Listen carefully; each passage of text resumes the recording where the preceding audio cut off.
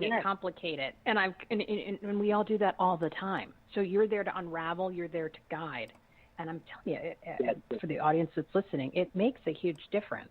I mean, it really put the light bulb on as to what the problem was, what the issue. Like he zoned right in on it.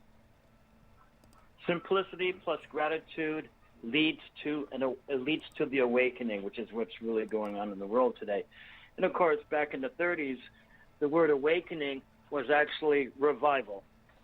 When you revive somebody, you wake them up, right? So that's all I'm doing is I'm providing an awakening for folks to realize, hey, wow, God may be the most complicated essence and being that there is, but the truth that is presented is simplicity itself.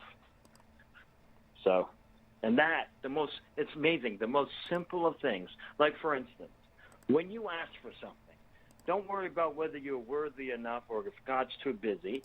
Ask for it. What is it that you really want? Put your heart's desire out. Write it down on a piece of paper. Then believe that you've already received it. And then expect it. And then every day, what do you do when you receive something? You're thankful. And you want to know how, if you have enough faith, is when you're able to give thanks. Because gratitude is the sign of faith. If you're grateful, it means you've already received it. Thank you for this. Thank you for my new car. Be specific about what it is you're looking for. Write out a list. 10 things you want in a car. 10 things you would like in a mate. Or even less. Write it down. Get a specific image of what you would like. You don't go to a restaurant and say, give me meat. You are specific. I would like it rare. In fact, I would like to have the roast beef or the fish. So, God's the same way. Ask specifically. Now, there are those who are out there who will say, well, you're making God a cosmic Santa Claus. No, I'm not. Because I'm basing everything I'm teaching on what he's promised. He's promised to meet my need, all of my need, according to his value system, not mine. So if I need a car, I'm going to ask him for one because he told me to. So that's what religion says. Religion, you're going to make God a big genie, or you're going to make God a cosmic Santa Claus. No, I'm not. No, I'm just, you would give, look, how many of you, when a parent would ask, your kid comes to you and says, can I have a piece of bread? You're going to give him a rock or a poisonous snake? Of course you're not. No, you're going to give him a sandwich, for crying out loud. And you're going to, what, smiley face, cut off the crust, right? You make pancakes with little smiley faces. You go above and beyond what they ask. Now, if you being imperfect would know how to do good things to your children, how much more so will the Heavenly Father, who is love, do for you? But I dare you to let him. That's all I'm saying. Well, it's further proof, because you were on a couple of weeks, mine was like 2 weeks ago, plus obviously our conversation, and literally the message and the momentum over these past couple episodes that we've done, all are making everyone realize, or at least bringing it to the surface, that all the things that we've been told, all the things that we've been, a majority of them have been taught, are not right, or they're lies, or they're slanted, or they're misrepresentations. And that's basically, we have this now foundation where I feel that we've not to unravel just even the fundamental thought process, like we're talking about with religion, at least in the Catholic religion, they always want to make you feel guilty. They always want to make you feel like you've got to, that you're a bad person and you can't have prosperity, and that's just, you're supposed to be destitute, and like they always say the love of money.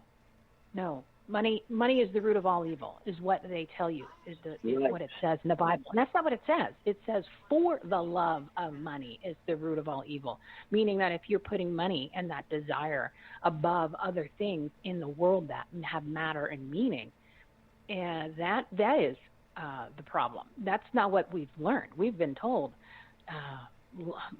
money is the root. No, there's nothing wrong with prosperity. Look, if you're a good person, money just is like a accelerant for who you are. If you're an amazing person and you get a bunch of money, you're going to do more amazing things. You're a bad person, you get a bunch of money, you're going to end up like Hunter Biden. Look what he, you know what I mean? Perfect example. Exactly. Well, you know, it's funny too, because religion talks out of both sides of the mouth, and that's why it's confusing. They say that God loves you and he forgives you of all your sin, but at the same time, they make you feel guilty and ashamed and that you're not worthy. Well, which is which? Did God forgive me of all my sin, or didn't he? Well, yes, he did. Well, then if he forgave you entirely and completely, then what's left to judge for? Well, there is none. Then where's the guilt? There is none. So if there's no guilt, go get what it is that you need and expect it. And that is what births miracles. The root of every one of your spiritual problems, I can tell you right now. You want to know what the root is? Big secret.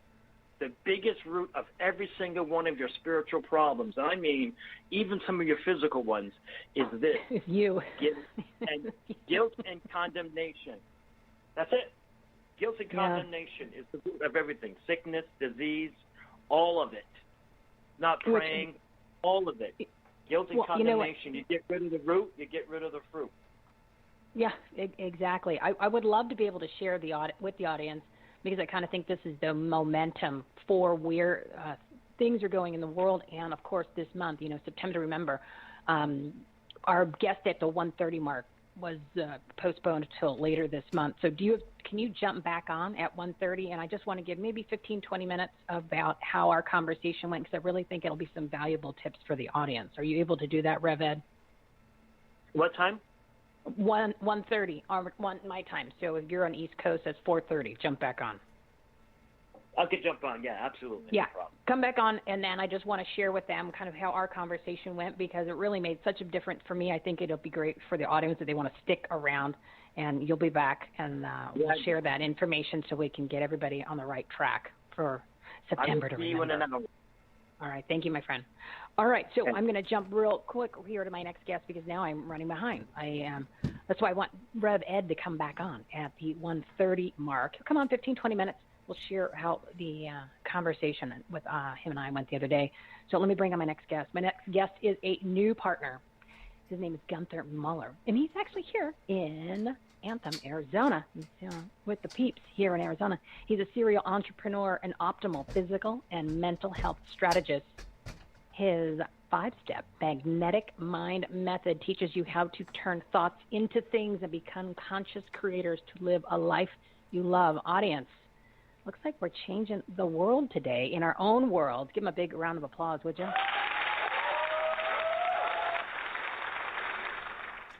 Gunther, welcome to our Patriotic Purpose-Driven Resource Platform. How are you today? Hey, Michelle, I'm doing great. So happy to be here, and I was getting inspired by the Reverend's message. Oh, he's really good. He's gotten me kind of on track, and it's helped tremendously. But I think it's a great segue into your whole. What do you call it? Do you call it a movement? Do you call it an ideology? What do you call it? Because it's a little unique, but yet it's back to the basics, which, like I said earlier, that's our problem.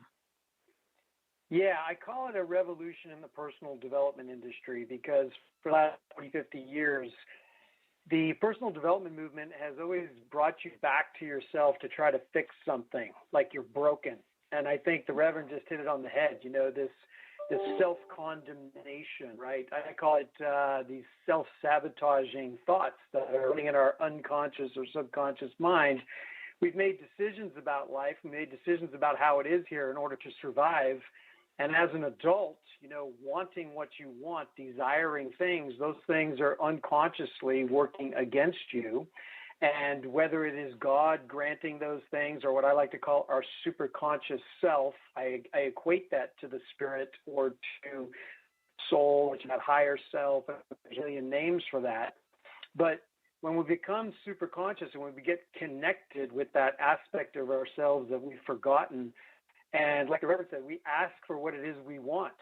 A lot of people that I talk to, and I say, hey, if you could create anything you wanted in life, what would you want? I tell you, more times than not, the answer is I don't know. I know.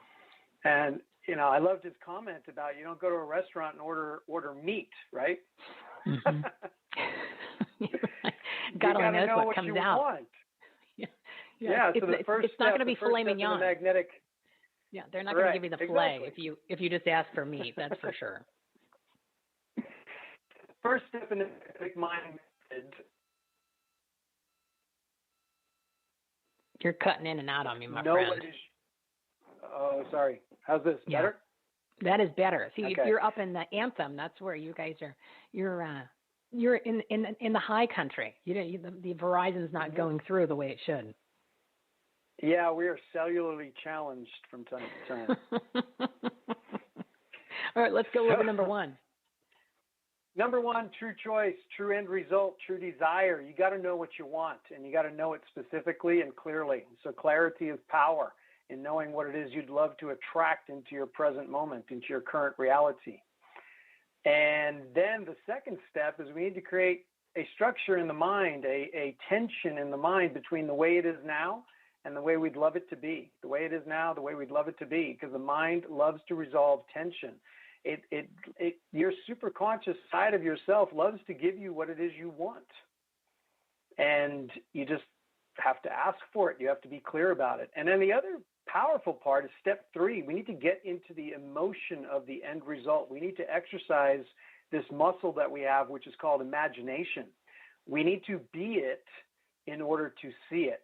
So we need to first in our mind, anything that has ever been created in this world has been created twice, once in the mind and once in reality. So when we be it first, we can see ourselves in it, we can experience it, we can have that emotion of the end result, we see it in all its 4-color technical beauty, and we have that granular detail going on of what we like. And then the fourth step in the magnetic mind process is I do this with my clients. We do a magnetic mind recode where we, from the superconscious side, just recode that subconscious programming, kind of melt away or remove that self-sabotaging code that's running in there. And that takes about 15 minutes. And then the fifth step is to take the next obvious action. Look, for the law of attraction and the secret, drop the ball a little bit, is that you're not going to be able to sit on your couch in your living room and manifest a Ferrari in your garage, okay? You have to only get in the movie. Into action. Yeah, only in the movie, right? So you have to take, I call it. Oh, you're cut out on the best spot. Sorry.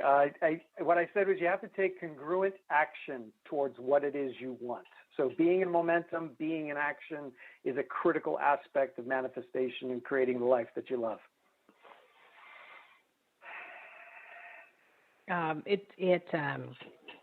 It's simple things, but here's the point. Again, this is the things that we don't do. Well, we might do them for, say, 5 minutes, and then the other 23 hours and 55 minutes we're beating ourselves up if we're not asleep, right? Isn't that the problem? But and here's the other thing, real quick. There's many different methods to the things that we're talking about today with you and with the Reverend.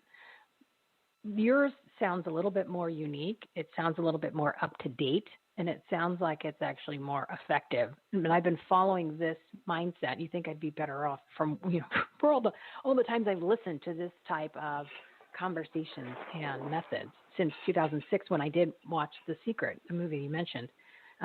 Why do you think it's different? Because I think it's different by just doing a little homework on the method and then listening to you today. So the difference is that this is a practical application, right? So we all gather more knowledge. We read the books. We go to the courses, the retreats, the seminars, all that stuff. It's in the application. Knowledge is just knowledge, but the power is in the knowledge applied. So what I shared with you here in the 5 steps is the practical application of over 40 years of research in the positive psychology realm, in the quantum physical scientific realm. It's all of that together in, okay, what do I do now to get different results in my life? And when you follow those 5 steps, and you mentioned it, it's important to be consistent, because if you just send up a smorgasbord of wishes up into this superconscious realm or up to God, right, it doesn't know what to give you. You have to be clear. You have to be specific, and you have to be specific for a long enough period of time to let the superconscious side of you know that you're serious about your desire. It's not a whim. It's not a wish. It's something that, it comes and goes, and every 15 minutes you change your mind. No, you have to get clear and understand what it is you would truly love to experience, right? Yeah. Yeah, have that clarity, because it makes all the difference in the world. If somebody knocked on your door today and they said, hey, I have $1 million in a bag right here, but you got to tell me what you want to do with it right now, besides, go party, something that's tangible, something that will actually, be grown in years, whether it's something legacy, nonprofit, a business. What is it do you want to do?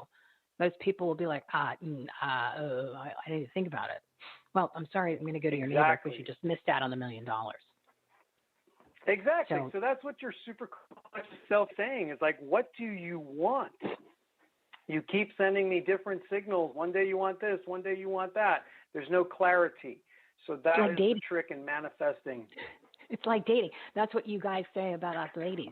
You're giving me mixed messages. One day you're getting a little close. The next day, next thing you know, you hate me. So what is it? And she's like, well, no, I just want to get married. Like, I give up. You play. Yeah. You did not have me at hello. So let's just go our separate ways. I got to find somebody who's not crazy. Yep.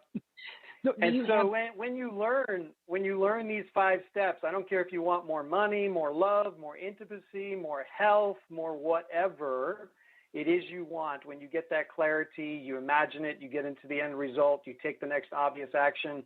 And if you want to take the next step and really get recoded, that's my recommendation, to just easily and effortlessly wipe out that sabotage programming that's in the subconscious mind.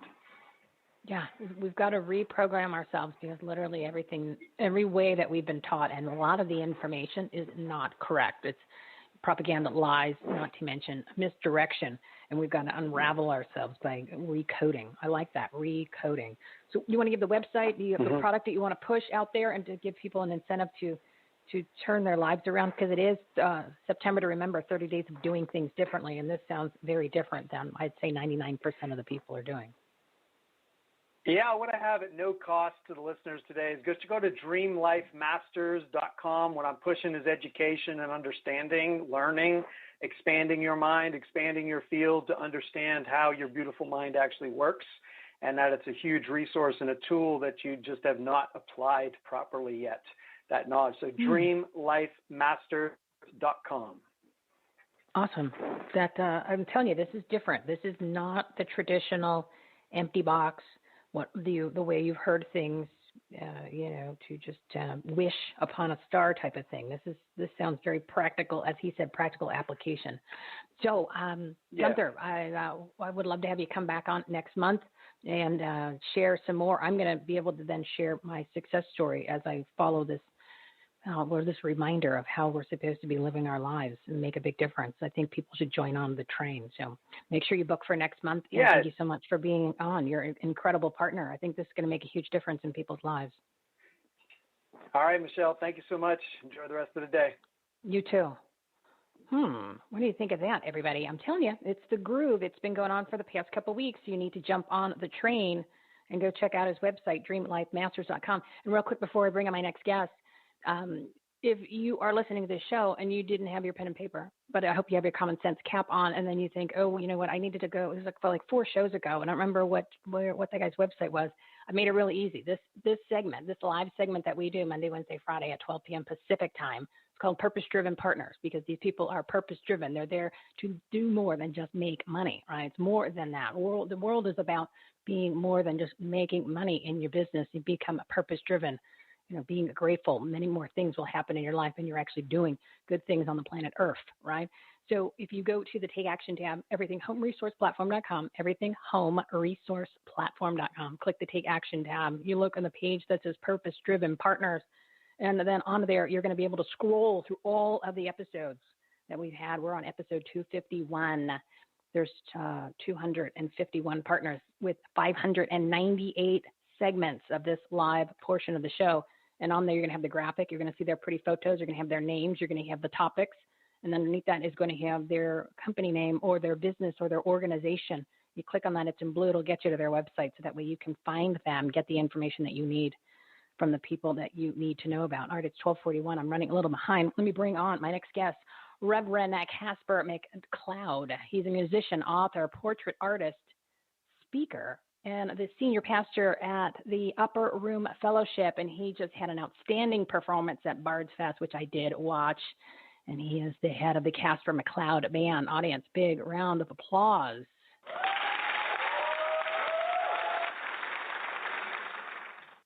Reverend Casper, how are you? Well, delighted to be here with you. How are you doing, Michelle? It was so wonderful that was it last weekend or the weekend before, I was watching Bard's Fest, and then all of a sudden I heard your accent, and I went, wait a second, I think that's Reverend Casper. Wait a minute. I haven't got an accent. Let's remember who began this language. So yeah, I haven't got an accent. Oh, that's right. You guys were before us, so of course you don't have one. But that was so yeah, it was a great presentation. And then I got a chance to listen to you and the band. But so since you're new to the platform, a lot of people know who you are anyways. Just give us a little brief info and then share something that you think is relevant for what's going on, because I know there's many topics that you cover, but I just wanted to give people something the most relevant to kind of shake them up, to knock some sense into them, because that's, the ones that aren't awake yet, we need to kind of push them over the edge here, Rev. You know what I mean? Yeah. Well, there's a lot going on that we need to be looking at right now. I think I would start. I spoke about Revelation 18, verse 23, when I was speaking at Bard's Fest. It says that the merchants, the great men of the world, that would be kind of like, the Bill Gates types, right? Mm-hmm. Will deceive the entire world. They will deceive the world with sorcery, which is in the original language pharmakia, which is pharmaceuticals. So we're seeing that happening as we speak. What a strange time in the world we are in at the moment. So it's going on. We can talk about this stuff for hours, how this is unfolding, and considering, like, we were warned, the Lord said it'd be like in the days of Noah. We're seeing that happening now. I've been warning the church for years. I work with Dr. L.A. Marzulli as well, as one of my staff writers, exposing the whole Nephilim phenomena that's going on. It's really strange times right now. And I think a lot of people are just not aware. People are, especially people that have been willingly submitted to taking an experimental injection at this point. We need to be praying for them. I still believe God can do all things, and there's nothing too difficult for him to fix. Well, it's interesting that you bring that up, because, and I'm sure you guys, if you didn't know her already, I think you spoke with her at the Ohio event with Dr. Michael Spalding, Dr. Sherry Tenpenny. She's pretty much one of the people that says, at this point, if you've taken the non-vaccine, I call it the non-vaccine because it's not a vaccine. It is, she says if you get on your knees and you repent and you ask for forgiveness, then you got a chance that God actually might do that and spare you from the consequences that are going to happen from taking this, because we already know what the side effects are. There's a laundry list that the CDC had disclosed, but forgot to disclose to the public, but disclosed in their slide presentation back in October of 2020 of all the adverse events that were going to happen. They forgot to put that in the literature when they, packaged up these things. She's a big proponent in that too, that you have a chance, but it has to be sincere. Well, I have seen a lot of miraculous things, and Dr. Spalding's a dear friend of mine. I was preaching in England a few years ago, and at the end of my message, I was speaking on John 14:12. There's some greater things shall we do in the almighty name of Jesus. Well, are we going to do anything greater than what he done? We can't, die for the sins of the world, but at least obey what he's saying. Something ought to happen. There's actually a testimony in a book called From Tales of a Wandering Prophet that I'm involved with. There was a woman named Vicky. She wouldn't mind me saying so, because obviously that's been published. but she had gestational diabetes. The medical community says there's no cure for that. Her husband had called me up, and the only thing I haven't been able to figure out how to do on the telephone is water baptize someone. But with the technology, the way things are going. You'll figure it out. It out. Yeah, we'll get there, yeah. So, anyways, I ministered to her. After a short conversation, I realized she was Asian, and her father gave her away because she was female, and straight away felt the Holy Spirit tell me that's where the disease was coming from. So I took her through a little journey on through the scriptures of what God actually said. I ended up ministering to her, prayed for her, and they sent me a doctor report, no diabetes, vanished. Hallelujah. Wow. And that's the more people are starting to talk about what you just mentioned, where I think it was Dr. Robert Young on a show that I watched yesterday was saying that 95% of disease is literally caused by not only your food and your lifestyle. It's not because you got it from, and this is communicable disease. Well, what we think are communicable diseases, something that you're getting, what you think is something like a virus or bacteria from another person, right. which that's a whole nother argument, which I just saw get blown up by many, many people, including Dr. Lee Merritt. But that's not even how viruses work. I was like, wait a second, which then makes you just realize how big this whole scam is. But he said a lot of the disease is caused by your emotions, your feelings, and what you've been harboring or holding in your whole life. You just gave a perfect example about the lady and her being given up for adoption, and that's where it came from. So it is true. Yeah. And I wrote a book about epigenetics some years ago, and it's called What Was I Thinking? On you can get it pretty much anywhere. Amazon, the carry-out church carries it. But you're right, 98%, according to secular scientists, 98% of all diseases sickness are related to lifestyle choices, meaning our thinking. So like you got a thalamus gland, that's like a relay station. So all the information passes through the relay station of your brain, the thalamus, and the thalamus then relays that information to the cortex, and that's where the memories are kept. So that's the first place where an attitude begins. I remember in the olden days of playing in New York, there was a friend of mine who wanted me to come jam with this woman he met named Pat Benatar. She's great. Remember the 80s? Go ahead, say that again. What? Yeah, so Neil Geraldo and I were friends. We used to go look at guitars together, and anyways, it always reminded me, get me with the that's her husband, right? Yeah. Is that her husband, Neil? Yeah. Okay. Yeah, Neil and I used to play together a bit.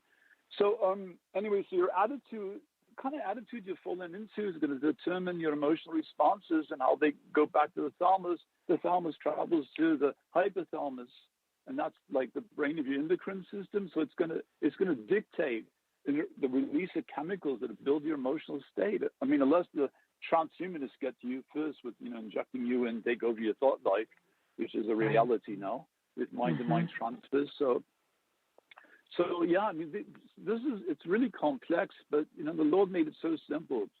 Just trust the Lord. Don't lean on your own understanding. Get in the Word of God. The Word of God gets into you. That's the best advice I can give anybody in the short segment we have here together. Do you suggest they read Revelations to start with, just because it'll kind of make them maybe wake up a little bit and realize this is what's going on now? Or do you want them to be a little bit more inspired and start somewhere else? If you're going to start reading the Bible, I think the best place, just read the book of John. The Gospel of John's a great place to start. And then, when the Holy Spirit get a hold of you, he'll take you through Revelations, and you'll get to understand. It's back in Daniel. Daniel said, when you see these things happen, when knowledge is increasing, and people are flying all over the place, well, that's the sign of the end times there. So there's so many signs. As we were going into Play Bod's Fest, we passed lots of signs, telling us we're getting closer to the place we're going to. A lot of people today, sadly, they're missing the signs. There's lots and lots of signs going on right now. And let's not forget, I hardly ever hear anybody talk about, and I didn't bring it up because it wasn't time. We got the Travis Stock Institute, which has been funded by the Rockefellers. What a surprise, right? And sadly, they've been about this. They've been the propaganda news network since decades. Like the 1920s.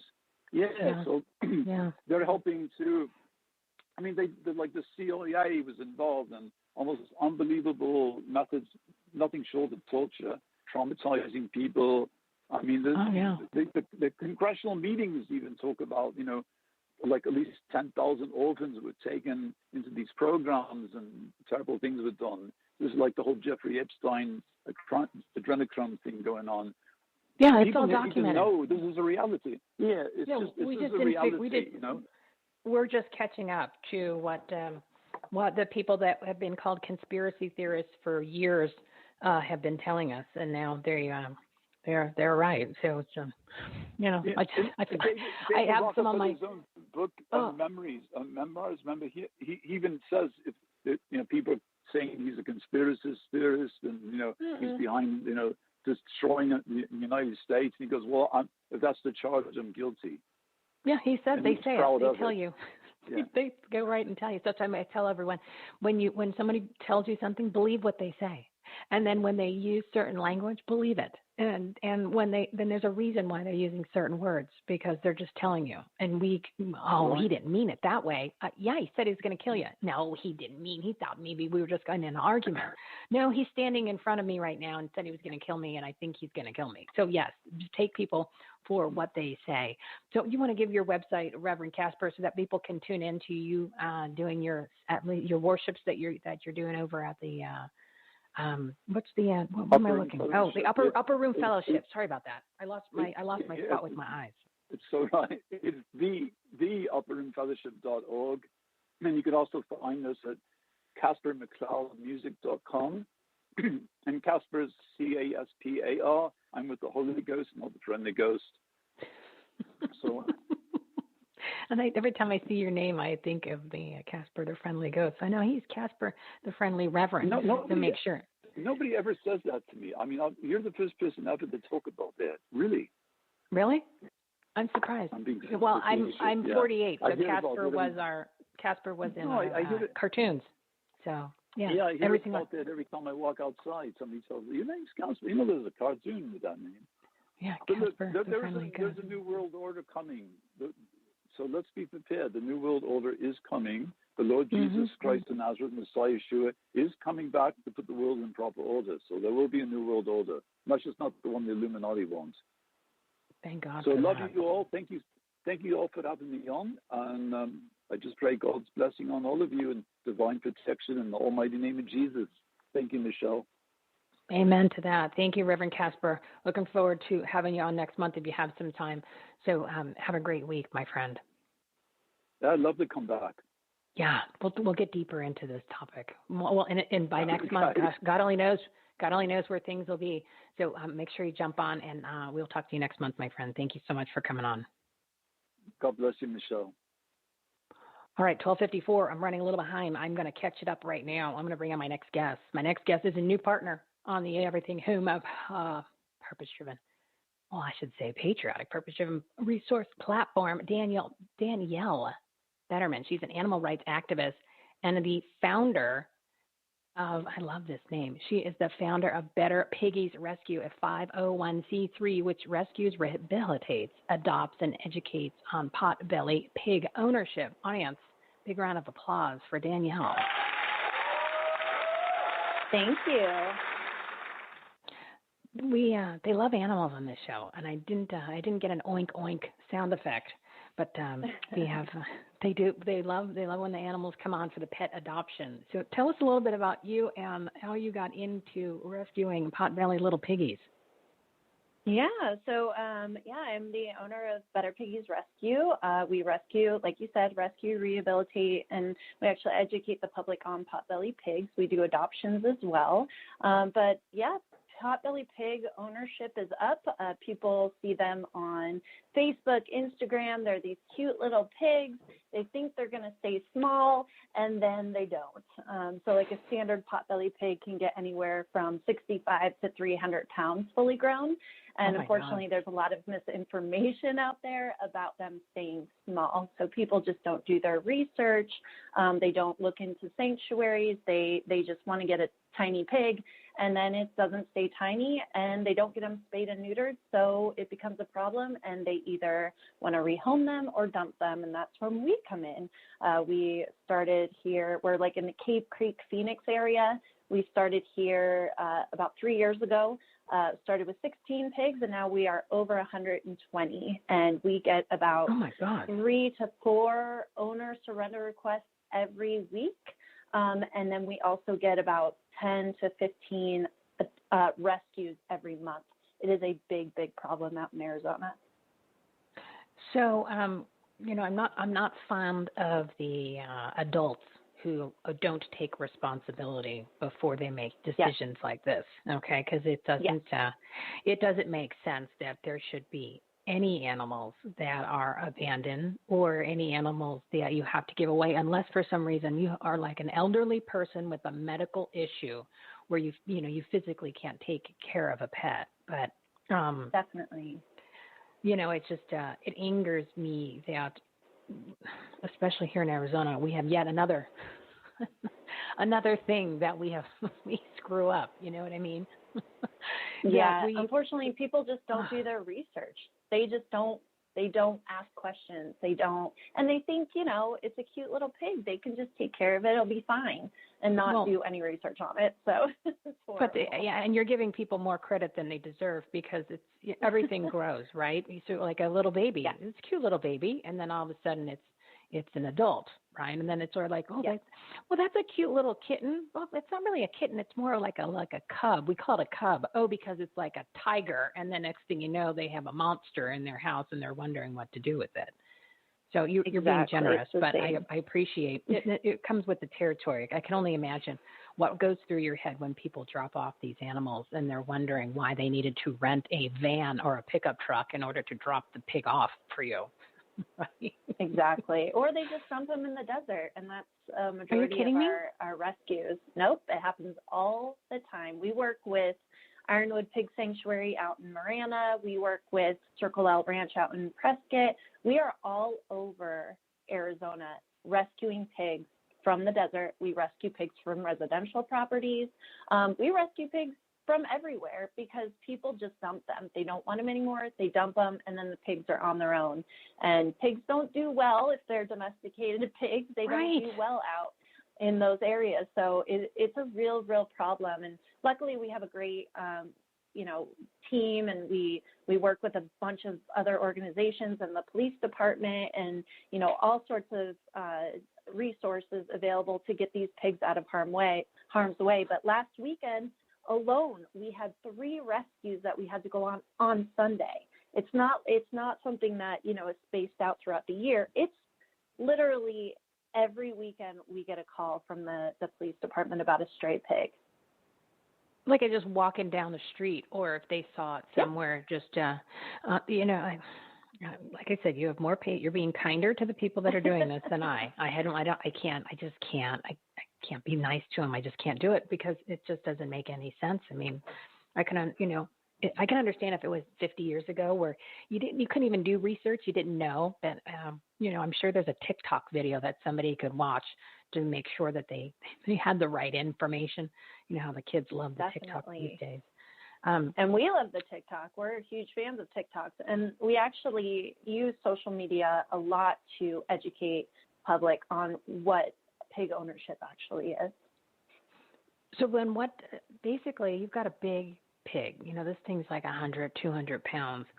There's not a lot of people that want to adopt them unless they have almost like a farm or they have a big parcel of land that can accommodate, not to mention it's not something they don't go in the house, right? I mean, I can imagine this thing just knocks things over. I mean, because it's much bigger than a dog. So they are bigger than a dog. Well, it's like a medium-sized dog, right? Like I think it's all perspective. You see a pig that's 150 pounds. They're a little bit lower to the ground. They got a lot more weight on them, but they're very, very smart animals. Pigs are one of the smartest animals in the animal kingdom.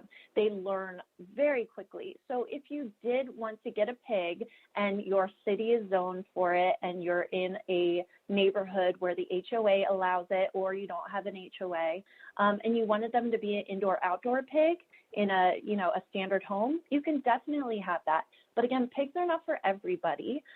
They do not stay in apartments. They like to go outside. They like to wallow. They like to be in the dirt. They are pigs. But again, they're very, very smart. So they do learn, just like dogs, where they can go to the bathroom, where they eat. And they learn pet doors very, very quickly. They know, hey, it's really nice inside and it's hot outside. I'm going to go inside and sleep. Sounds like they're smarter than the people that drop them off. That's Sometimes that is the case. So can you give the website? I mean, you guys need donations, or people actually want to maybe move forward and to adopt a pet, yeah. Pet pot-belly pig. That would be awesome. Go pick up some pigs, peeps. We're at betterpiggiesrescue.org, and yes, we are always looking for donations. We are a 501c3 nonprofit. Every donation that you give goes directly towards the pigs. It goes to their food, it goes to their shelter, and it goes to spay and neutering, because every pig that we get gets spayed and neutered immediately. And then we do tours. We do volunteer orientations. If you're looking for a place to come volunteer, we have a great area for volunteers. Everything's on our website, and then we are active on social media as well. So if you want to go to @BetterPiggies on Facebook, Instagram, or TikTok, you're going to see all our awesome pigs, and you can learn more about our organization. Oh, that's great. I had no idea we had a pig problem here, but we also have a common sense problem in Arizona. So I guess it goes hand in hand. So I'm glad that you're out there helping out and taking care of these animals. So anybody who is listening, of anybody who shouldn't have a pig, or they're thinking about getting one and they're not qualified, don't do it. Danielle doesn't want more pigs at her place, but she has no choice. Well, just do your research. That's all it is. Do your research, contact the sanctuaries, and reach out to us. We will answer any questions that they have. Yeah, smart advice. Well, thank you, Danielle Betterman with the Better Piggies Rescue. You're doing great work, my friend, and I hope you get some donations. You can keep those good little piggies. It's not their fault. It's the owner's fault. The owners are stupid. Yeah, I'll say it. They're stupid people. Pigs are smarter than people. There you go. There's proof. Yeah. Thanks, Danielle. You have 100%. A good week. Thank you. Bye. Oh, what a good segment. I like that. Pigs. Yeah, and they're, like I said, they're smarter than the peeps. All right, boys and girls, it is time for Michelle's Patriotic Soapbox. Let's cue the music. This is Everything Home's special segment. Messages that matter from people you need to know about. Heroes, do-gooders, and purpose-driven patriots. Offering tips, solutions, inspiration, and entertainment. They truly are good people doing good business and good things. Here's your host, Michele Swinick, the queen of quality content. Enjoy the show. Joining me and sitting shotgun is Alex Sanfilippo. He's the host of the top-rated entrepreneurship podcast, Creating a Brand, and the founder of Podmatch.com, a free service that matches podcast guests and hosts together for interviews. I'm just going to give you a heads up. There are several of these type of websites. This is the best one I've used, hands down. So you need to check it out, Podmatch.com. Audience, big round of applause for a purpose-driven podcaster and a brand-building business owner.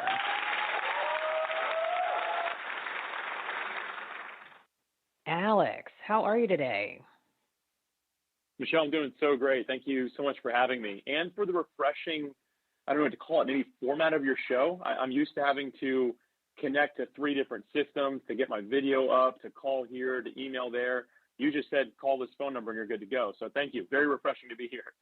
You're welcome. I appreciate that. Yeah, I want to make it simple for the guests because, well, basically I have anywhere from 6 to 8 guests per show, right? And I'm doing everything solo. So we want to keep it simple for everybody. Just say, hey, pick up the phone. That's all. We just want you to call so that you could be on location. There's other ways. People are like, well, I have to get ready. I have to do hair and makeup. I'm like, no. It's just phone. They said, but do I have to be in front of my computer because I have to have the, I want to look pretty right on, and I got to look at the camera the whole show. No. I want your content. I don't care what you look like. So right, because people are listening to what you have to say. They don't want you staring at the computer and wondering how I look or moving your head around. I want you to talk about what you talk about. So it is worked out to be kind of really efficient and effective.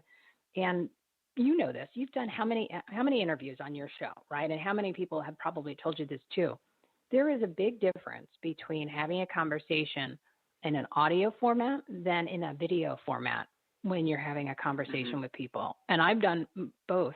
And that's why I chose to go and stay with this audio format because, it's streamed live on video, but it's still the audio version because I found that the conversation changes, the content changes when you're being videotaped as opposed to feeling like you're just having a regular conversation with people. Would you agree based on your experience?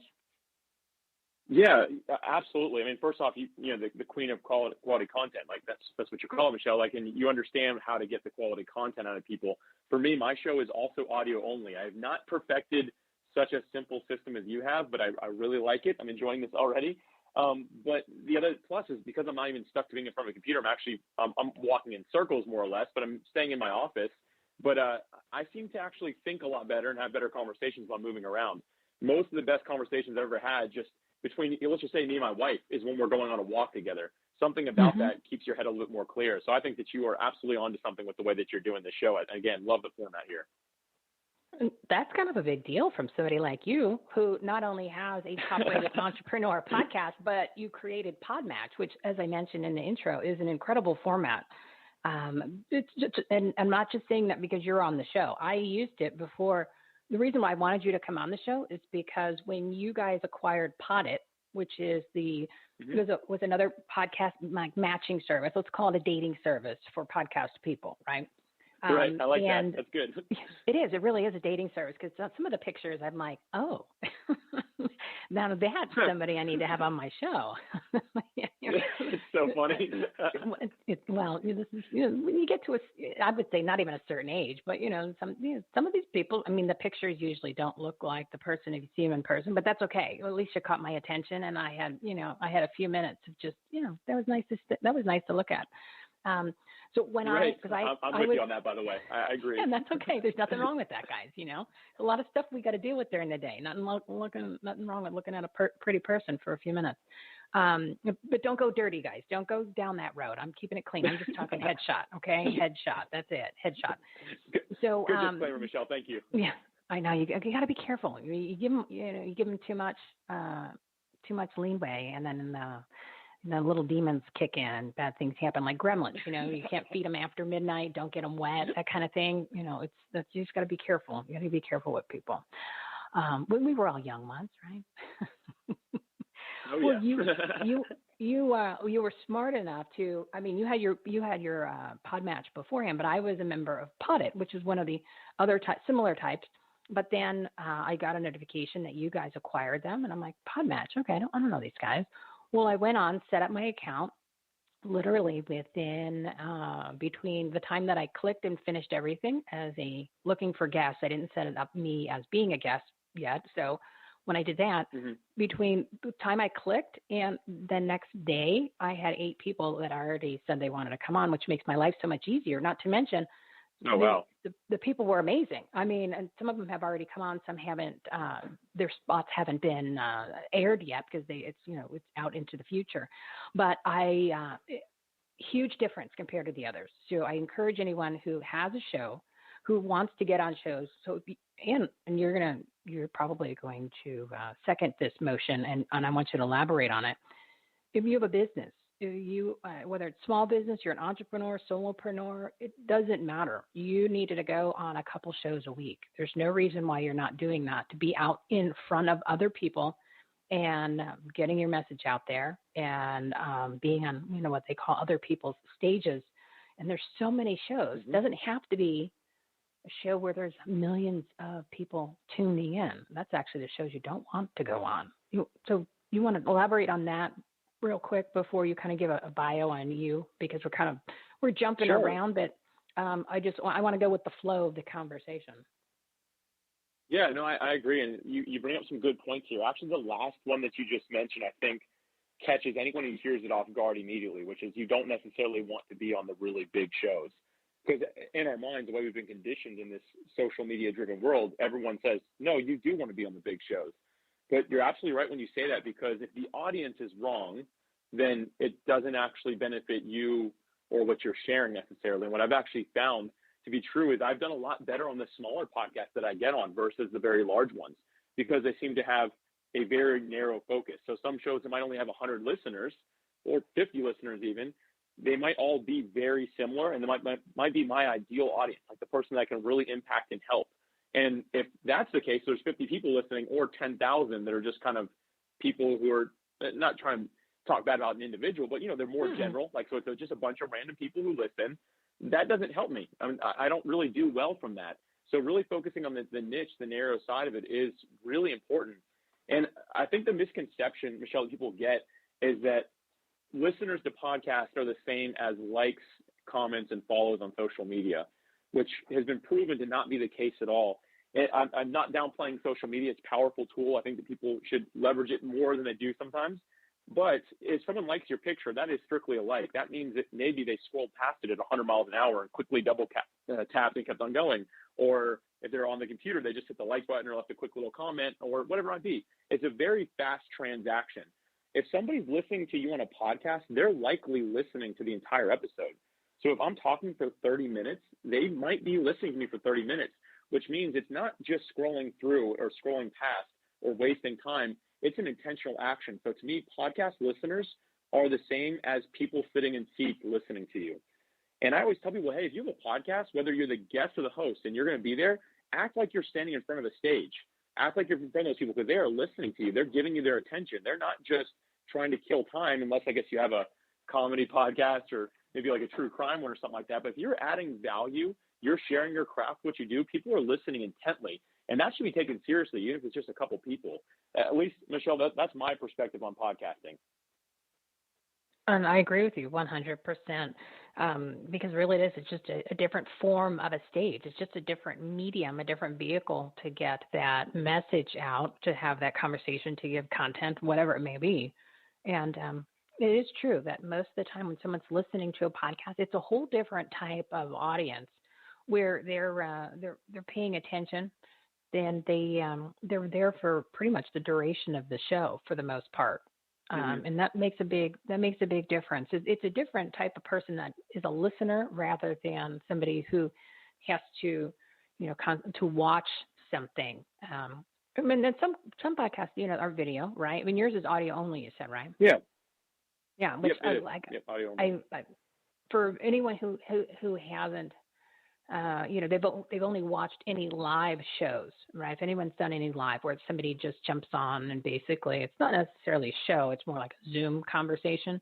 So nothing against those, right? That's just the format the person chose. Do a little test. Listen to one of those that you normally do, and then listen to one of Alex's audio versions only and compare the content and the difference on how the conversation is and how that goes, and kind of just see the difference, because there is a huge difference on just the presentation alone. Like you said, you like walking around and having a conversation rather than staring there at the camera, and then you're spending the whole time staring and trying to get your eyes to not look like you're too like slightly off to the left or the right. Right. So your story is actually pretty interesting. I like where you came from and where you ended up. So if you want to share that, I think that makes a big impact. Plus, you're a young guy, and you're down in Florida, right? The Freedom State of Florida. I am. All right. So that's my goodness, I'm so thankful to be here. Sorry, side note there. Just so thankful to be here. Well, you have to. Yeah. Did you grow up there, or I didn't see where you grew up. I didn't see that. Where did you grow up? I actually, I grew up in Florida. So I've actually been in North Florida my entire life. As I've gotten older, it's funny. Even when I was with my parents, I just continuously, even growing up with my parents, which I moved out at 18 or something like that, I think, years ago now. but we continuously moved closer to the beach unintentionally. And now, since being on my own for the last 12, I guess more than that, I don't know, 15 years is what it's been. Since that, I continuously move closer to the beach. So my goal is just to eventually end up on the ocean in Jacksonville, Florida. But anyway, I enjoy the place here. Well, and then as you become more successful, you can afford to live closer to the beach instead of, as opposed to being, a little bit inland. And then and you're at the point now, which is where I want you to just kind of tell the story where you originally started. This is what got me, where you originally started in the company, and then what level you got to in the company by just actually working up in the system, like, the old way that people used to do things. You did the hard work and all of a sudden you had the position. So share that. I thought that was really interesting. Yeah. So thanks for that, Michelle, for giving me the platform here. So my background with business has been in aerospace, the vast majority of my adult life. And that's just because of the time I grew up in. Right when I came of age to start working, I always had like some odd jobs and did some things myself when I was a kid. I always kind of had a bit of an entrepreneurial mind. But when I turned, it was 18 or 19, somewhere around there. It gets a little blurry, Michelle. I've heard it just gets more and more blurry those back years. But, that's anyway, totally fine. A recession, it happened. So it was the 2006, 7, 8 recession. And I was looking for an industry that wasn't impacted negatively or as negatively as the rest of the world, right? So I ended up in aerospace, to make a long story short, and I started off as a part-time receiving clerk, which in the company I grew up in there, the company I was starting to work in, that's code for I took out people's trash and broke down boxes. So that's what my time was spent doing as a part-time receiving clerk. But the thing that I think that really helped me there is I was curious. I really liked business. I was never someone who really enjoyed schooling. And full transparency, I was never very good at school. Like I did apply myself. My mom would tell you that I was a very hard worker, but I worked really hard and still never got better than a C in anything. Just, it didn't make sense to me the way I was being taught. And I really struggled throughout all of school. But when it came to working, that came very natural to me. I understood how business worked and I learned a lot faster. So for me, I just started applying myself. I started listening, asking questions, and then just began filling in gaps where I saw them. I quickly got put into full time just because people saw that, wow, Alex is finding use for himself. And over the years, I just continuously grew up in that company. I use that term grew up because I was a young guy.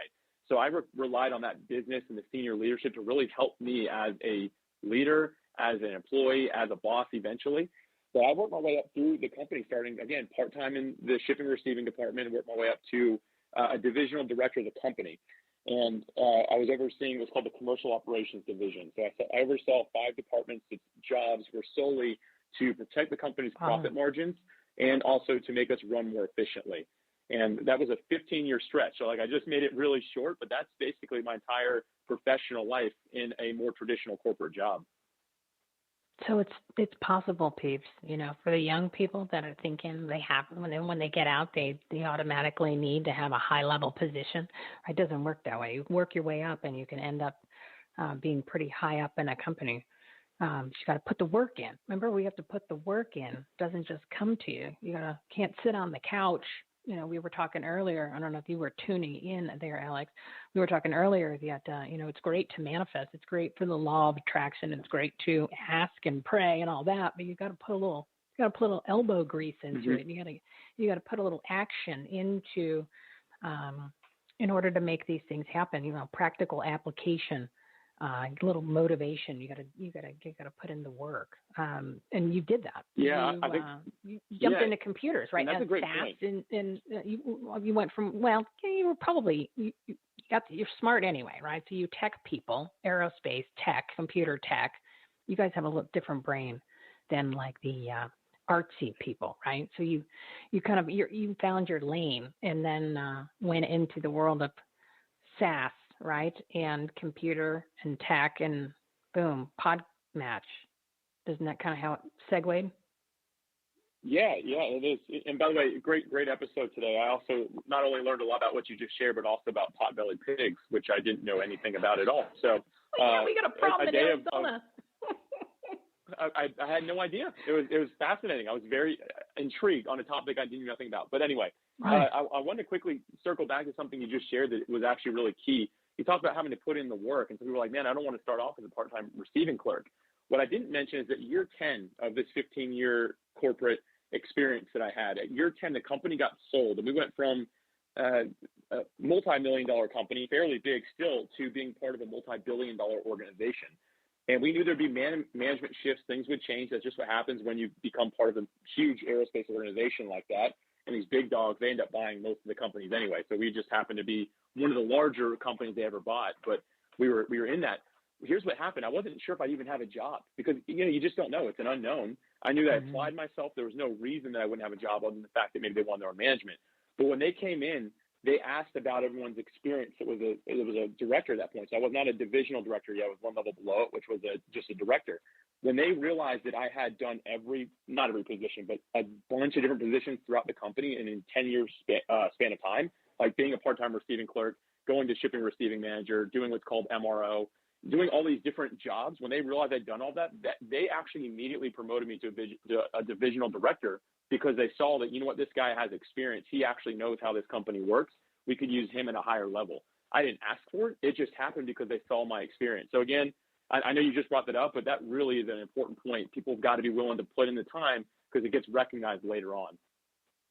You became an asset without even realizing it because now you could actually train people in those categories. You could troubleshoot, and you can also then provide your feedback of lots of experience on what works, what doesn't work, and how to make the wheel spin faster. And they don't have to reinvent it. You probably ended up being one of the most valuable people in their acquisition when they were like, and what are you like in your 30s? They're like, and can you imagine like on the down low board meetings that they'd have? They're like, who knew? The most important person that we have now is this 32-year-old kid. But yet we can't tell him. We don't want to tell him because then we're going to have to pay him much more. So let's just promote him and hopefully it doesn't leak out that he's actually really like the number one person here. Can everyone just be on the down low about that? That's funny. Yeah. And it's probably true. So then you was the next transition was Podmatch after that? And then obviously you had to start your own show because look at your success stories. There's no reason why you can't share this with other people and kind of teach them what they need to do so they don't have to fall down. They don't have to go through all of the what not to do's and kind of jump to the front of the line of, the more success trail, because we don't have to, like I said, reinvent the wheel. We don't need to do that. Not in this day and age. I mean, obviously you need to make some mistakes on your own, but for the most part, all of those things have already been done. So learn from somebody else so you don't have to go through that pain of what not to do. And because the information's there, you just got to know where to go find it and who to listen to. Like somebody like Alex Sanfilippo, which is a great last name, by the way, Sanfilippo. Thank you. And you say it properly. It's very rare. Very rare. Well, I listened to a couple of your shows. I mean, I said Sanfilippo when I first saw it, but then I listened to several of your shows and was like, oh, I was right. So this is good. So let me. I've been called San Francisco even by people, so I've heard it all. That's your new nickname, Alex San Francisco. But you got to say it like that, San Francisco, San Francisco. I like it. I can't roll my tongue like that, but I like it. I think it's good. Well, you're in Florida. Didn't you take Spanish in school? You didn't take Spanish in school? I did, but being North Florida, I very rarely used it. It was sad, actually. My mom grew up in South Florida, so she's fluent. I never really, I never had opportunities to really do it, unfortunately. So it's all but gone at this point. Oh, yeah, touch up on that a little bit. So then you could say Alex Sanfilippo. You just kind of you're making it up. I mean, you're supposed to roll your R's, not your L's, but it sounds cool. So just like you make up. Remember, we make up everything. That's what you have to do as an entrepreneur. You got to make it up almost, right. And then you just kind of it's not really fake it till you make it, but you just manage to pull it off. Because that's what you do. You just figure it out and you know where to go to get the information or who to ask and then just make it happen, like on your show. So tell us a little bit about the show, some of the guests and, something that, tell me something that was really awesome that you got out of the show from one of the guests so people can realize that, sometimes the people that we have on our shows, we get as much out of it as the people that are listening or sometimes more. Yeah. Oh, I couldn't agree more. So just to kind of continue this story here, when I got out of corp, I actually started my podcast and then started working on Podmatch in the background. And so they were side hustles. I would still have the main gig going on, but it was something that I knew that I really wanted to get out and do, and to be an entrepreneur and to get back into that. So like you're saying, my podcast became free coaching for me. It's what it became. I just did my best to ask very curious questions. And if I was interviewing an author or someone that had a book, I would read the book before I interviewed them. So I'd be very prepared. So I could have learned a little on the topic, not to come across as a know-it-all, but again, to be curious, to ask questions about what did you mean by this? And it turned into a great learning experience for me, and really is what helped me to get to the point of launching Podmatch. When I fell in love with the podcasting industry and knew that I wanted to serve it on a higher level. But the show itself really was kind of the path to get there. And I mean, there's so many examples of great, just like different experiences of how that I can share. But one that I will mention, just because I think it kind of relates to the topic, is that last year, toward the end of the year, I had Seth Godin on the show. And I have a lot of respect for Seth Godin. He's a great marketer, one of the greatest I think that's ever lived. And he shared about how everything that he does, he views as a practice. He doesn't look at it as him mastering something by doing it. He just looks at it as, I'm just practicing. And he says when you do that, it takes the pressure off of you to have to actually produce something that you feel is perfect. So he posts on his solo, he has a blog. I think he hasn't missed a day in like 17 years. He posts every day for 17 years, something like that on his blog. And he just calls it a practice. He says, you know what, he goes, it's not serving anybody but me not sharing it. He's like, so I'm sharing everything I do and I'm learning along the way and I'm just practicing for one day when maybe I'm a professional, right? But like he never allows himself to get there. And that really spoke to me because I think that so many of us, we forget that we could serve somebody when we post something, when we share it with the world, whatever our creative work is, when we get it out there, they could help somebody. We forget that because we're so focused on making it perfect or waiting until the time is right? Like there's all these different reasons we hold back. But that actually helped me launch Podmatch probably 6 months before my natural self would have wanted to, because I knew that, you know what, it's not helping anybody by sitting back here behind a curtain. I've got to get it out, even though it's not perfect. But it's a practice. I'm just going to give it a shot and see if it helps somebody. And I could go on for hours about just that one interview or all the rest of them, but that was one that was very impactful for me. You know, when you mentioned that he refers to it as a practice, what you just said is exactly went through my head. I said, because he rephrased it in the way that he viewed it, it wasn't something that he needed to fix. He didn't need to perfect it. He didn't need to polish it. He just got it out there. So it's exactly what you mentioned, where that's the thing that holds most people back because they think it needs, it's not ready yet, or I need to do this, and this has to happen first. Meanwhile, months go by, years go by, and it's not out there, or you're not doing it on a regular basis. And the light bulb went on for you because you're like, I got to get this Podmatch thing done now. There's no reason why I'm not doing it. So what? It's not going to be perfect. Well, we'll slap a little word bait on it and throw it out there and see what happens, and we'll fix it along the way. Exactly. Exactly. That's what you got to do, and it works because once things are in motion, it's easy to fix it, right? But you don't know what's not working until it is in motion. So that I think that is.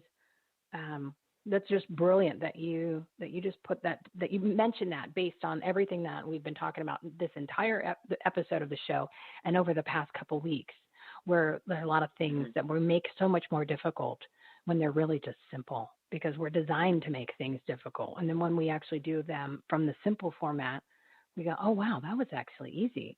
I'm my own obstacle, and that's the biggest barrier, is removing yourself in the way that you've done things in the past from the equation, and then you can actually make headway. And then once you're in that path, which you're in that groove, you're in that motion where things are all starting to fall into place, then more stuff's going to start falling into place, which is probably what happened once you launched Podmatch.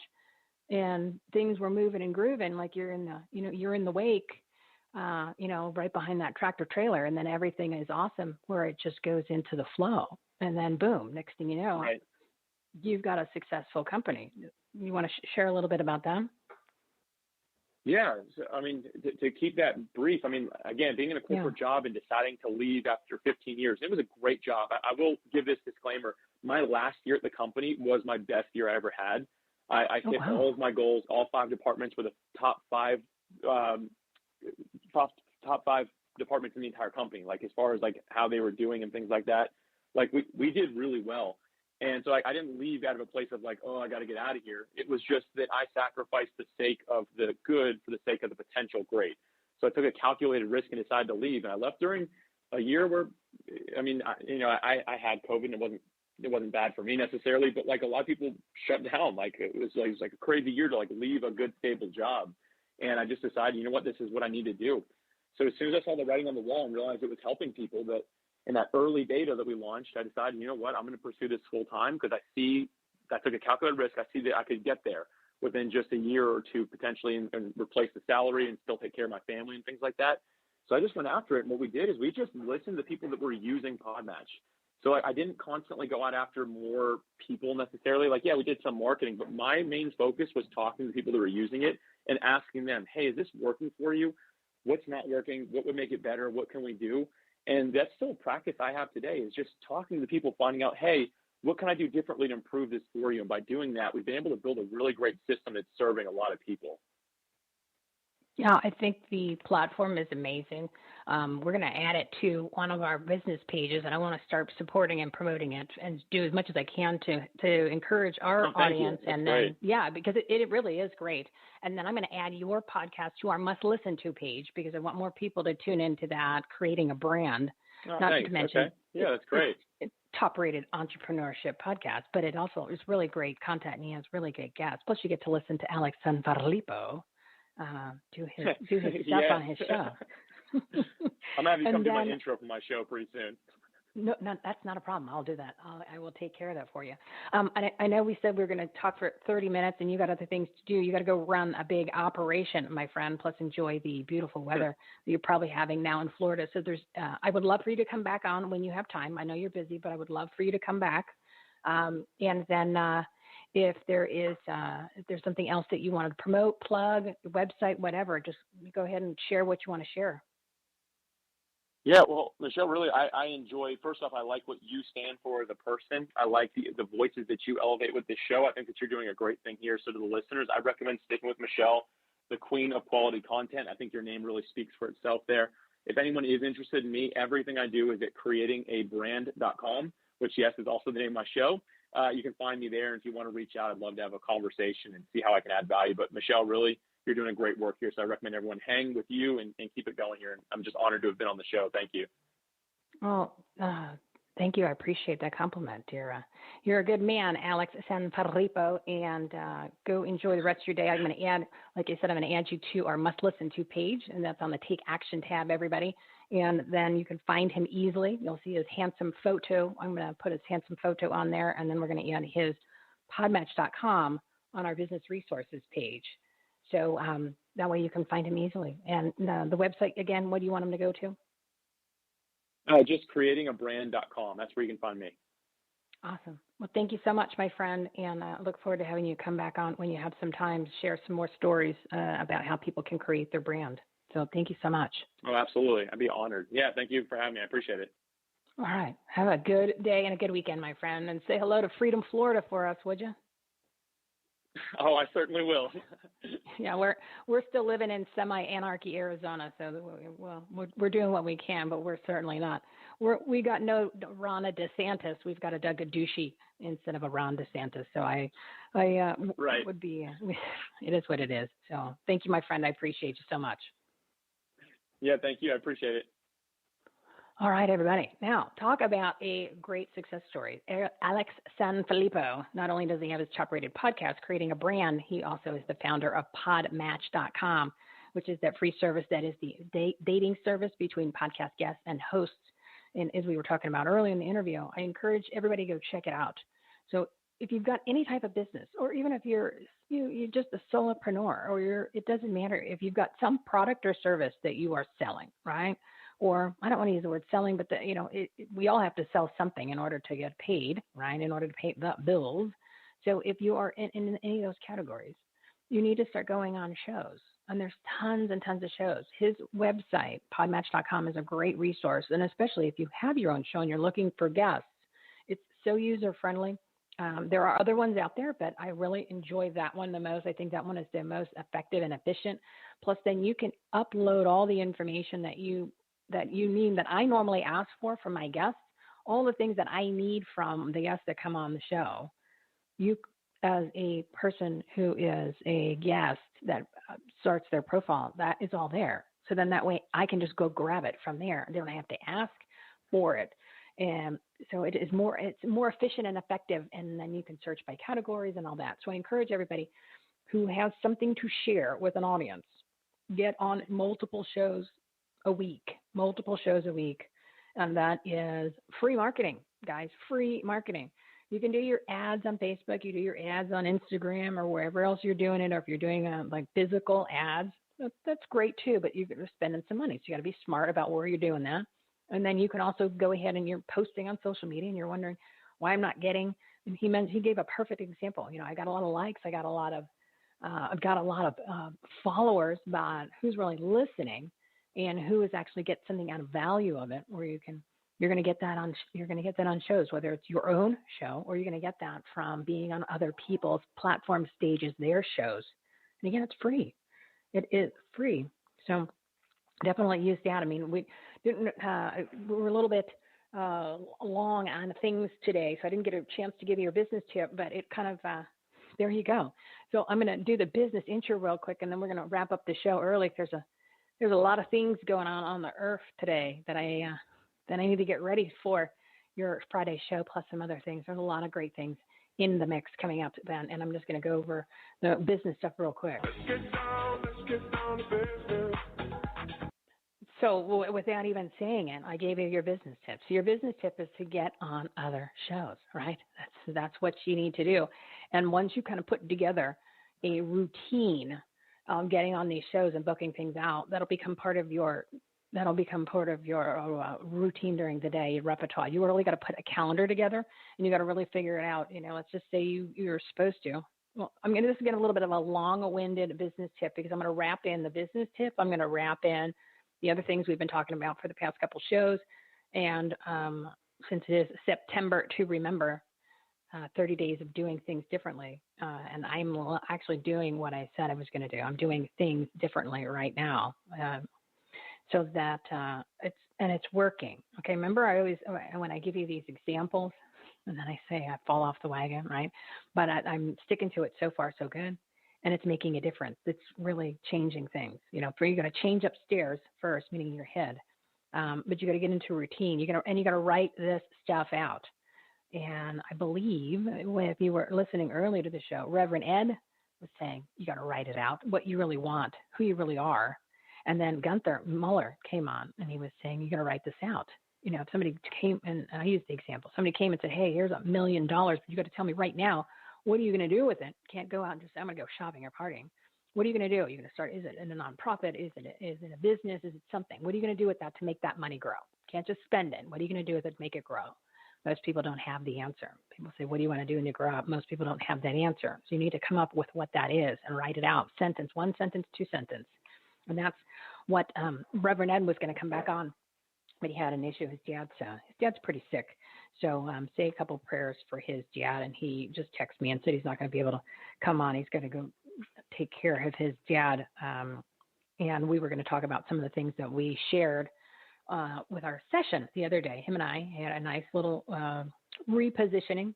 And as Gunther would have called it, a recoding to kind of, get that monkey mind and that rattling out of my head, and put me on a different little pathway of just really defining what it is that you want to do, what it is that, what direction you want to go in, and what kind of your purpose and goals. And it could be something, like I said, something simple. So take out that pen and paper. You're going to have that common sense cap on because you never took it off. You sleep in it, your common sense cap, and you're going to write out.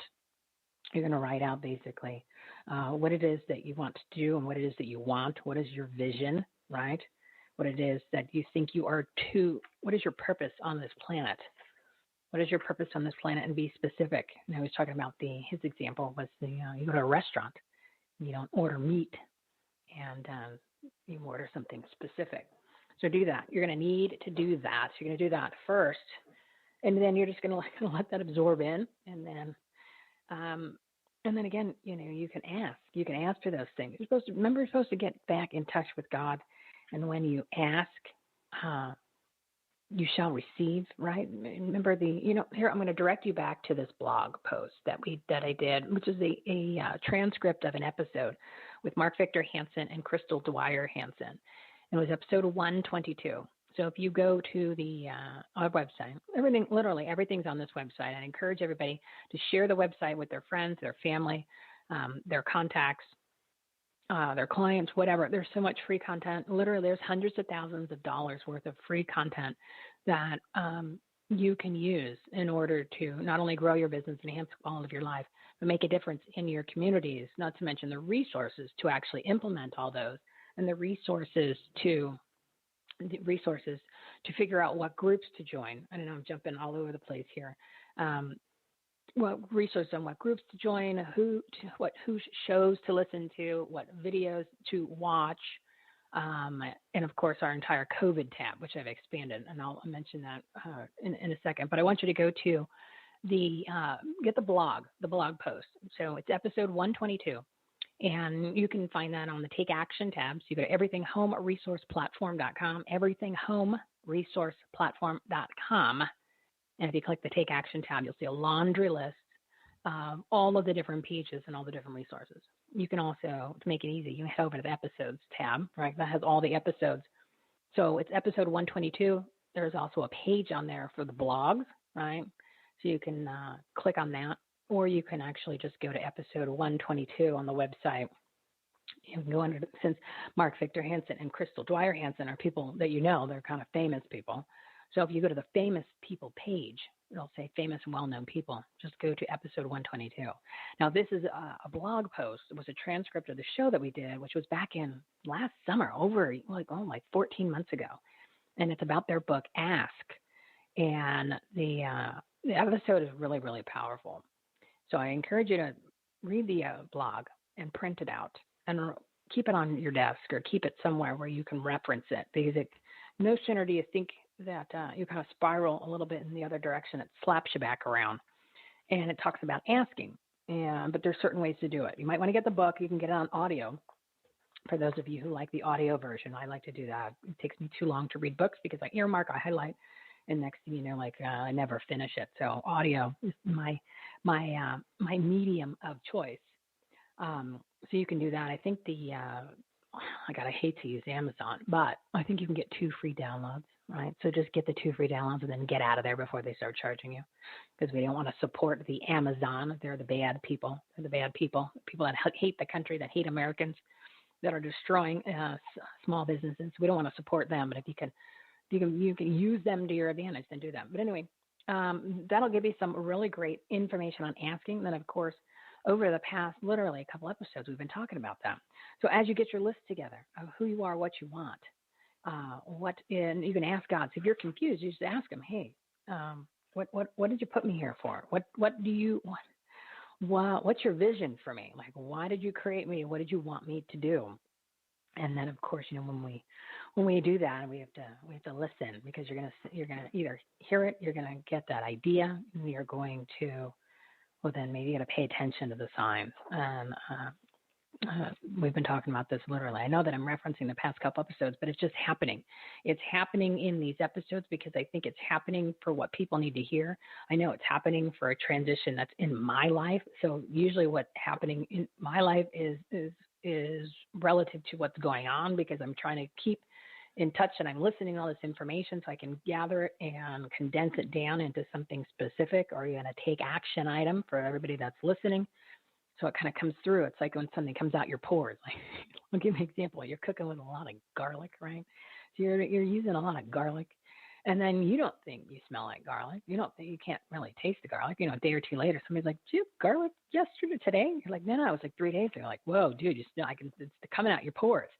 So a lot of the times the topics or the information comes out and it blends together and it makes this awesome potpourri, like a little smorgasbord of a little like a hodgepodge of stuff, but it actually is, it's pretty powerful content. It's Alex Sanfilippo reminded me that I am the queen of quality content, and not to toot my own horn, so a lot of these people that come on the show, I would say not a lot, almost every single one of them have such amazing content. And it might not be people who you know their names, but you're going to want to tune into them when they come on. Hopefully they can come back on once a month, and if not, listen to their past episodes, but or even start working with them or look and see what they're all about. And check out their product, services, all that kind of stuff, because that's what this whole thing is about, is bringing together like-minded people, giving you the resources, anything that you need. You never have to Google anymore. You don't have to wonder and get a referral from somebody. It's literally everybody is listed on our Purpose-Driven Partners segment, and you can listen to what the people have to give, what they share, what they do, and they provide so much information and content on these short 7-minute segments, not to mention the longer formats at the 1:30 mark. A lot of the times your answers are right there, or they give you that information like, oh, I totally needed that today. Thank you so much. But anyway, go check out that blog. I encourage you to read it and get the book or listen to the audio version.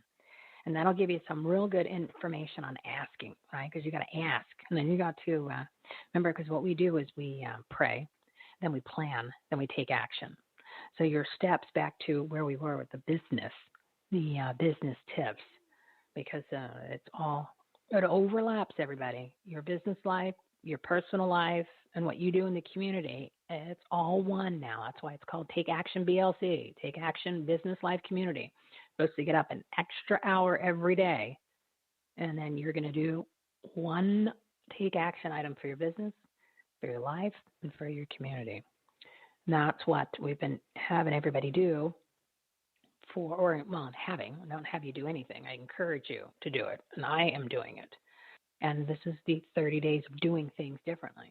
Unless your life's amazing and everything is awesome, and you've got millions of dollars, and everything is perfect, well, then don't join our movement. Don't join the challenge, and that's fine. You call us and let us know how you did it. That would be great. I would love to have you on the show.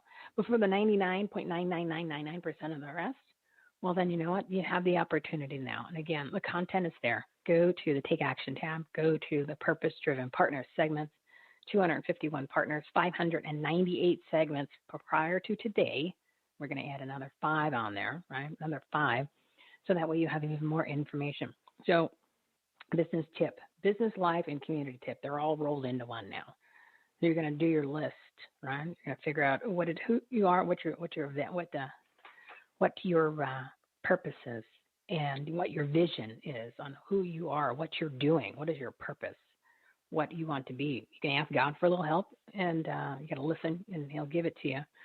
And then you're going to listen to, all you got to do is listen to the 2 segments with Reverend Ed today and Reverend Gunther. Those 2 will help you with your ask, right? And then you're going to listen to Alex's segment again. And this is just this episode. You can go look at the other ones. But I'm just going off of where we are today because this is easy. You're already listening to it. You're just going to rewind it. And you're going to do your take action items, tips that we're talking about now. And then you're going to sign up for podmatch.com. And you're going to get your profile set up, because if you've got a show, you can get guests. And if you have something to share with audiences, product, service, or just message, then you need to start getting on shows, 3-4 shows a week. And then you're going to put together your itinerary list from the time that you wake up to the time that you go to bed. And you put everything in there. I mean, I would time it out all the way through the whole day. Even add, the only thing you can't really add is bathroom breaks. But even if you say at this point, I'm going to go get a snack, because we've got to focus on health. Health is huge. And I'm going to share my story that has happened over the past week and a half with you on Friday, because Sherry Kelbaum, our detox lady, the juice lady, is coming on. And she's been helping me with what's been going on for the past week. And I learned so much. I don't know, we talk about health and fitness and stuff onto the show, and I've really decided to make that change. I'm doing that. I said I'm going to do the lifestyle change, right? So I started it the other day, and I'm not as hungry as I thought. Right now I'm going on an all-vegetable cleanse, and I'll bring you up to speed on Friday, but it's an all-vegetable cleanse. The juicer should be here next week. We're doing a big detox.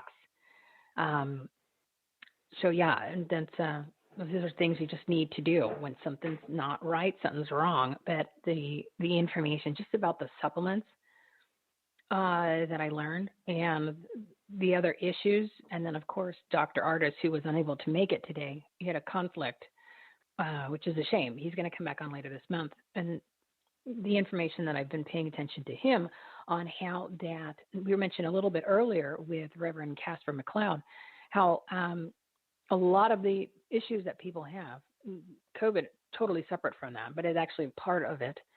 It's because you don't have enough supplements. Like his big thing, he was giving examples on his show that he has on Brighteon TV on Wednesday mornings, that it has to do with just one of the main things is magnesium. People don't have enough magnesium, and that makes a huge difference. Well, and then there's vitamin C is another thing.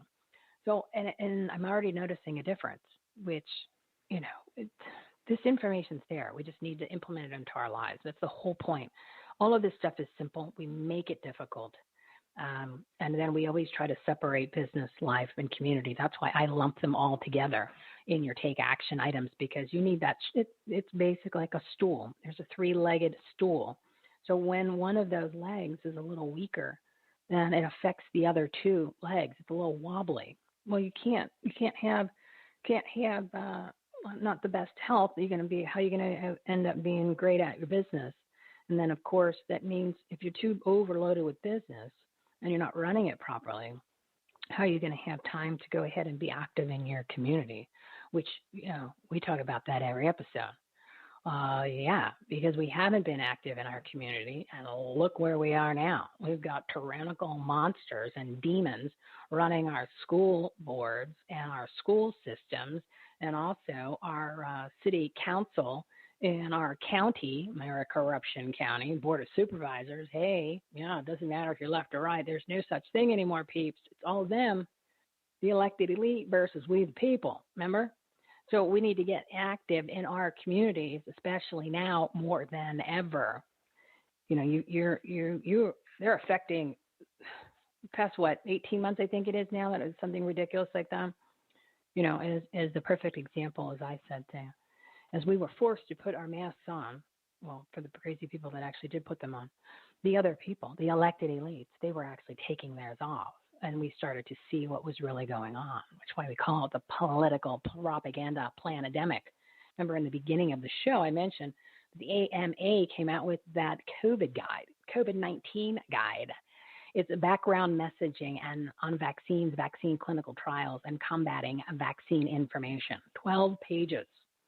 It is a brilliantly doctored how to lie, propaganda, and manipulate an entire message and a movement.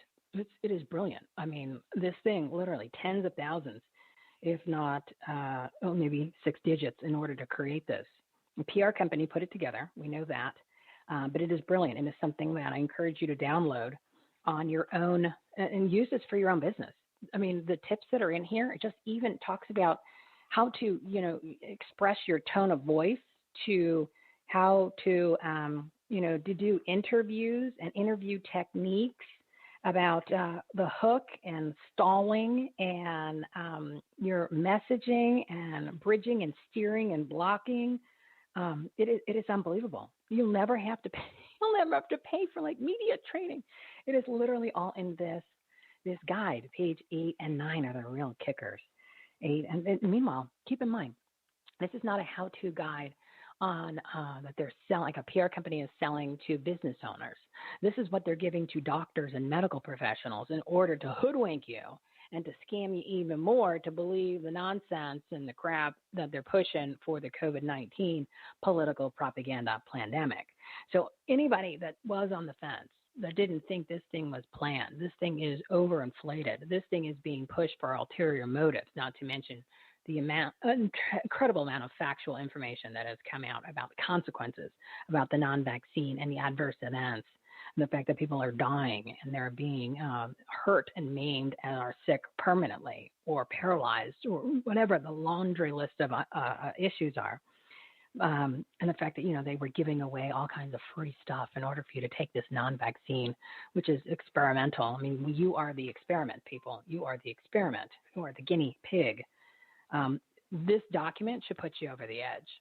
And if it doesn't, and you still think that it's just an epidemic, or shall I say a pandemic, they're calling it a pandemic, and you're going to wear that mask, and you're going to get that non-vaccine. You're going to keep getting whatever vaccine they keep telling you need to have because these variants. Meanwhile, remember, they never isolated the COVID-19 as an actual virus because it didn't exist. They created it in a lab, and that information is in the FDA documents and the CDC, because then they had to match it up to something so that it was a form of the flu. It was a form of the flu, and they just blew it out of proportion because they knew they could. The PCR tests, we know that those are all fake. They give you fake positives, 97% false positives. So, part of the plan. Remember, part of the plan that we talk about this on every episode. So this information, people are like, well, then Michele, then how come people are getting sick? Well, if you've been wearing a mask for all this time and you're being isolated, you're not around regular viruses and germs that you normally can fight off, so your immune system's not that great. Plus, you're at home, you're not getting the sun exposure. This is last year, right? You're wearing a mask, which is hurting your health, and breathing your own dirty air, which is hurting your immune system. So then when you are around this flu that might be a little bit stronger, different strain of the flu, yeah, you're going to get it. You're going to hit it harder. They just labeled it COVID-19. COVID-19 literally is a marketing name, okay? And now that people have been vaccinated, we talked about this, 1:56. I'm wrapping it up because I'm going to end it at 2 o'clock. And now that people have been vaccinated, those people are actually little machines. They are actually factories that are creating, because they're producing all of those spike proteins. They're the ones that are creating all of these different versions of now what they're even saying is the ADE, right? And then they're also then creating different forms of it because they're recreating it. And then, of course, the vaccines are getting some sort of an immunity to it because they're non-vaccines, right? And again, as Dr. Christiane Northrup said during episode 230, the point of giving us the COVID was so they can give you the non-vaccine because of what's in it. And our Reverend Casper was talking about it today briefly about the transhumanism, and they can control you with the technology because now they can manipulate your genetic makeup. Again, all that information is true. So if you want to hear more of that, and you want to hear more of these people that you need to be paying attention to, and then you can actually, I encourage you to share this information on these shows and the other people that have come on the show, and even their own shows, right? We want to do that. We just want to get the information out to the people who haven't figured it out yet. We don't want them to get any more shots of a non-vaccine, and do not get the flu shot. That will just exacerbate problems even more so. You definitely don't need to do that. You don't need another inoculation ever again, because it's going to just create more problems with the spike protein, which literally, according to Dr. Artis, who was on episode 223, it just literally eats your immune system. So you're wondering, Michele, where do I get all these episodes? I made them real simple. If you go to our website, everythinghomeresourceplatform.com, you click the COVID Facts tab, okay? The COVID Facts tab. There are multiple pages, and I added a new one this weekend. So not only do you have the information on the COVID Facts tab itself, then there's a page, COVID-19 and the Great Reset interviews. That's where all of our interviews are, that anybody who is talking about the Great Reset and obviously the COVID-19 issues and health too. Then you've got the COVID-19 treatments, medications, therapeutics, protocols, telemedicine, and in-person doctor visits and supplements. I encourage you to go check that out rather than trying to remember what doctor said this website to go to, who said, well, I needed to get a telemed visit, I wanted to get ivermectin, I want to get HCQ, I want to get budesonide, which I suggest you get now before it makes it even more difficult to find it, or it takes 2 or 3 weeks to get sometimes.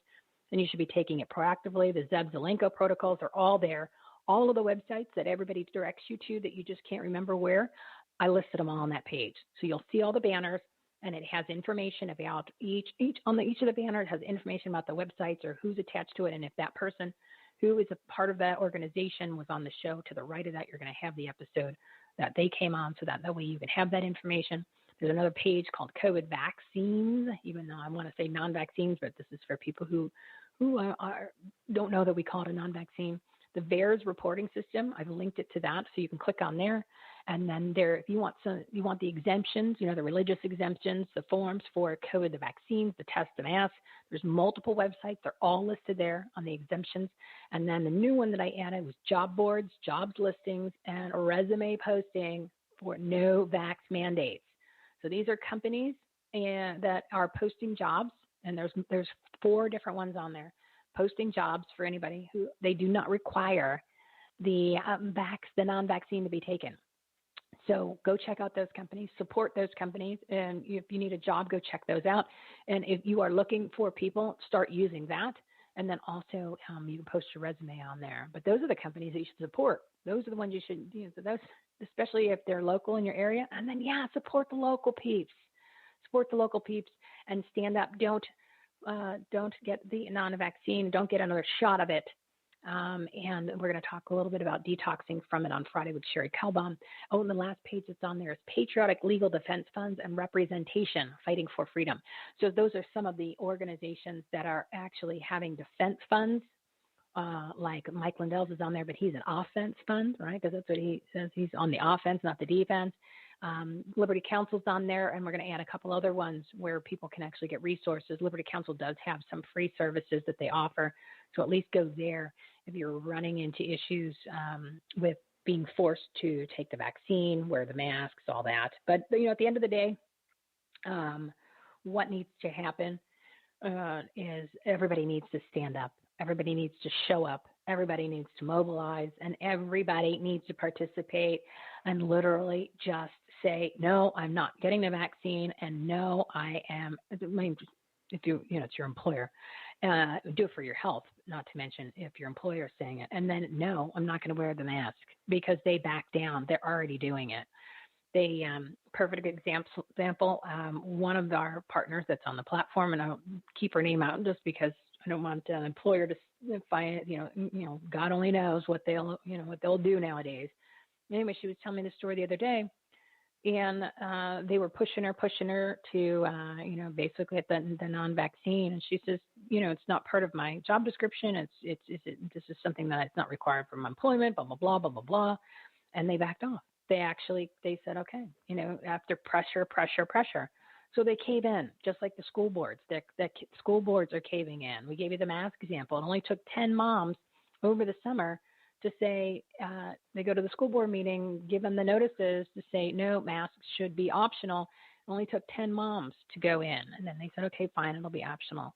So it doesn't take much. And you've got nurses and doctors and people and different employees banding together in their companies saying, no, we are not going to take the non-vaccine, or we're not going to wear the masks. And the companies are backing down. I know it happened here in Arizona with the nurses. So you've got to stand up. You have to do that. The time is now. Never this is going to be something that you've never lived through, hopefully, again in your whole life, because it's a make or break. Either we're going to come out of this and we're going to get our country back, we're going to get our rights back, we're going to get our freedoms back, or it's going to go the other direction, and then it's over. The country as you know it is over. Your life as you know it is over. And we don't have to go down that road, but it's going to require everybody to get off the couch, to show up, and to participate. It's time. These other countries are doing it. It's our time. That's why it's September to remember. And again, if you go to our website, everythinghomeresourceplatform.com, click the Take Action tab on the live events page. I'm going to list the ones that I mentioned earlier, which is Take Your Kids Out of School from Children's Health Defense, which is next week, the 13th through the 17th, with a rally on the 17th. On the 22nd, there's going to be another one with Cindy Chafin and Moms for America. That's nationwide. They're going to do a protest on the 22nd. And then Look Ahead America's got rallies at the Capitals on the 18th and the 25th. And there's another one here on the 24th in Arizona at the Capitol. So it doesn't matter. If it says, it's a rally for this, taking the kids out of school, the CRT, go anyway. I don't care if you don't have a kid. This is a time for people to get together and to fight for freedom. And you're fighting for freedom in every category. So it doesn't matter. Just go to as many as you can. The more people that show up, then the voices need to be heard. You're going to have that visual, and that's what these people care about. Because don't forget, everybody, they're all running for re-election, and at least in the House and some of the governors in 2022. So at least we need to have that visual presence that we actually care, because right now they think they can pull it off on us. They'll walk right into the ovens like we did last year. You know what they said? They said, we'll just shut down the country. It's just we only want 15 days. It's 15 days to slow the spread, right? Yeah. So we said, okay, 15 days to slow the spread. Dumbest thing we ever did was to say, okay, well, that's fine. We'll just go ahead and shut everything down. And then we will go ahead and we'll put this mask on, because that makes all the sense in the world when they for years have now scientifically proven masks don't prevent transmission of any type of viruses or bacteria from one. They don't transmit viruses. They don't prevent that. So then, of course, we was like, okay, yeah, let's just do that. That sounds like a great idea. I kind of thought it was odd in the beginning that you shut a whole country down, all based on information that was actually 100% false, fake, and built on lies, which now we know. Kind of knew before, kind of knew a little while ago, but that was 541 days ago.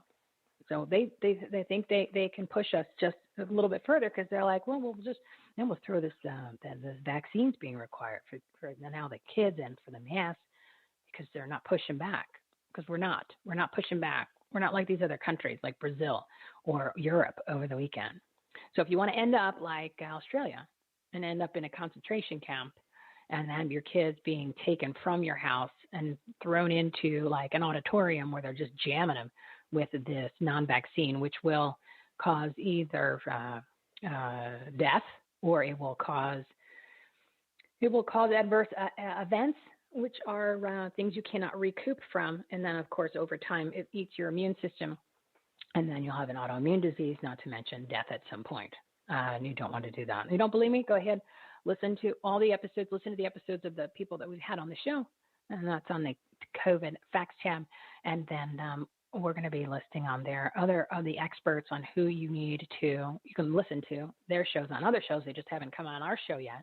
And you can just click on their face, and it'll take you to their website, and you can listen to any of their shows, because we just want to get the word out, want to get the information out. But again, it's all about time to take action. It is September to remember. It's 30 days of doing things differently in your business, in your life, in your community. You've got this, everybody. But it's time for all of us to come together and participate. And the first thing that you can do, you got to join a group. And if you go to our Take Action tab, and if you go onto the page that says must follow and join, all of the people's groups, there's a lot of groups on there. Most of them have been on the show, so you can listen to the episode and learn about them. But those are the groups that you can join. I mean, obviously, join any groups that you want, but at least we're giving you the resources right there on some of the great ones that are actually doing things. So you can follow them, or you can actually physically go meet with them for the ones that actually do rallies, or the ones that actually have meetings. So there's a whole bunch of them listed on there, and most of them are nationwide. So go check that out. Become a precinct committee man if you can.